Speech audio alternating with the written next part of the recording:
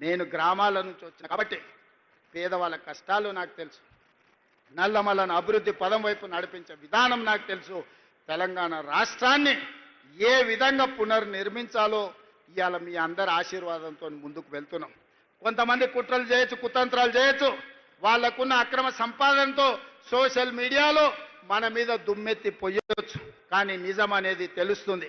ఆ నిజం ఎట్లా తెలుస్తుంది అంటే సన్న బియ్యంతో బుక్కెడు పువ్వ కడుపులకు పోయినప్పుడు ఆ ఆడబిడ్డకు తెలుస్తుంది. వాళ్ళ పిల్లలకు బుక్కెడు పువ్వ పెట్టినప్పుడు, ఇంటానికి పెట్టినప్పుడు ఇది ఇందిరమ్మ రాజ్యంలో మా రేవంత్ అన్న ఇచ్చుడు సన్న బియ్యం అని చెప్పి ఆ ఆడబిడ్డలకు తెలుస్తుంది.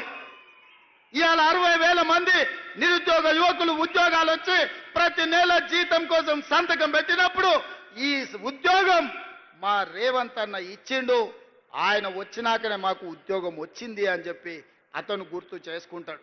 ఇవాళ గవర్నమెంట్ స్కూళ్ళలో, రెసిడెన్షియల్ పాఠశాలల్లో చదువుకుంటున్న విద్యార్థులకు 40% డైట్ ఛార్జెస్ పెంచడమే కాదు, ఆడబిడ్డలకు 200% కాస్మెటిక్ ఛార్జెస్ పెంచడం కదా. ప్రతి నెల అవి పొందినప్పుడు ఆ బిడ్డలు గుర్తు చేసుకుంటారు. ఇదే కాదు, రైతు రుణమాఫీ 20,617 కోట్ల రూపాయలు, 25,55,364 మంది రైతులు పాస్ పుస్తకం చూసినప్పుడల్లా మా సోదరుడు రేవంత్ రెడ్డి 2 లక్షల రూపాయల వరకు 21,000 కోట్ల రూపాయల రైతు రుణమాఫీ చేసిండని మా రైతులు గుర్తు చేసుకుంటారు. ఈ విధంగా చెప్పుకుంటూ పోతే 50 లక్షల కుటుంబాలు ఇవాళ 200 యూనిట్లు ఉచిత కరెంటును ఈ రోజు పొందుతున్నాయి. 3,10,00,000 మంది తెలంగాణ రాష్ట్రంలో సన్న బియ్య లబ్ధిదారులు ఉన్నారు. వీళ్ళందరూ గుర్తు చేసుకున్నప్పుడు ఆ సన్నాసులు సోషల్ మీడియాలో చేసే తప్పుడు ప్రచారం నాకు ఒక లెక్కన అని చెప్పి ఈరోజు మీ అందరి ముందర నేను చెప్పదలుచుకున్నా. కాబట్టి మిత్రులారా, ఎవడు ఏది చెప్పినా నిజం మీకు తెలుసు, నిజం మీ కళ్ళ ముందలు ఉన్నది. నిజాన్ని నిర్భయంగా కాంగ్రెస్ పార్టీ కార్యకర్తలు, తెలంగాణ బాగు కోరుకునే వాళ్ళు నిర్భయంగా నిటారుగా నిలబడి చెప్పండి. ముఖ్యంగా మా ఆడబిడ్డల్ని 1,00,00,000 మందిని కోటీశ్వరులను చేసే బాధ్యత మాది.